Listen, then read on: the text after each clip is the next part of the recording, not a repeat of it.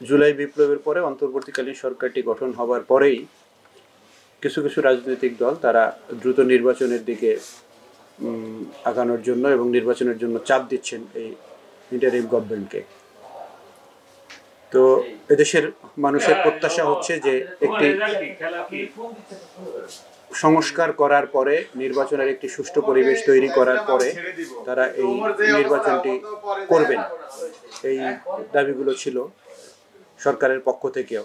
আমরা একজন গণমাধ্যম কর্মী হিসেবে আমরা মনে করি যে আসলে বিগত ফ্যাসিবাদী সরকার দীর্ঘদিন এই দেশ শাসনের পরে, শোষণের পরে যে জঞ্জাল রেখে গেছে, সেই জঞ্জালকে রেখে যদি খুব দ্রুতই যেন তেনভাবে একটি নির্বাচন সম্পন্ন হয়, সেই নির্বাচনটি স্বচ্ছ সঠিক হবে বলে আমার কাছে মনে হয় না।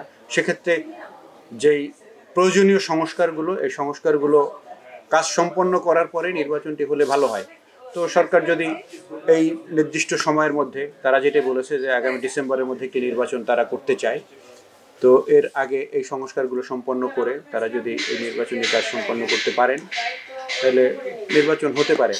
আর যদি সেক্ষেত্রে তাদের কোনো শর্টকামিংস থাকে, তাদের কোনো সীমাবদ্ধতা থাকে, তারা বলতে পারেন যে আমাদের আরও কিছু সময় দরকার। আমি মনে করি যে নির্বাচন দরকার, বাংলাদেশে একটি নির্বাচিত সরকার থাকবে, কিন্তু যেই সরকারটি একটি গণবিপ্লবের মধ্য দিয়ে প্রতিষ্ঠা হয়েছে এর প্রতি তো মানুষের সমর্থন আছে, নাহলে তো এই ফ্যাসিবাদী সরকারকে বিগত 3টি নির্বাচনের মধ্যে দিয়ে ফ্যাসিবাদী সরকারকে সরানো সম্ভব হয়নি।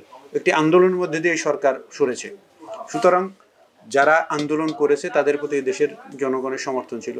আমরা মনে করি যে সেই সমর্থন কাজে লাগিয়ে তারা একটি যৌক্তিক সময়ের মধ্যে নির্বাচন দেবেন এবং তারা প্রয়োজনীয় সংস্কারগুলো করবেন।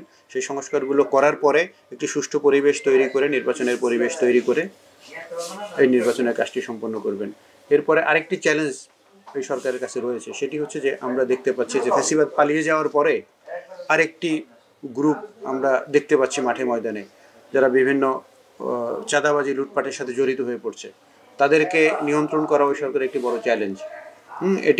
এই চ্যালেঞ্জটি তাদের নিতে হচ্ছে। সাথে সাথে আমি মনে করি যে রাজনৈতিক দলগুলো নির্বাচনে অংশগ্রহণ করবে, তাদের ঘাড়ে যদি এই চাঁদাবাজির দুর্নামটা, তকমাটা তাদের ঘাড়ে যায়, তাহলে তাদের জন্য একটি খারাপ সংবাদ। আমি মনে করি রাজনৈতিক দলগুলোর উচিত তাদের কোনো কর্মী নেতা যাতে এই চাঁদাবাজির সাথে সম্পৃক্ত না হয়।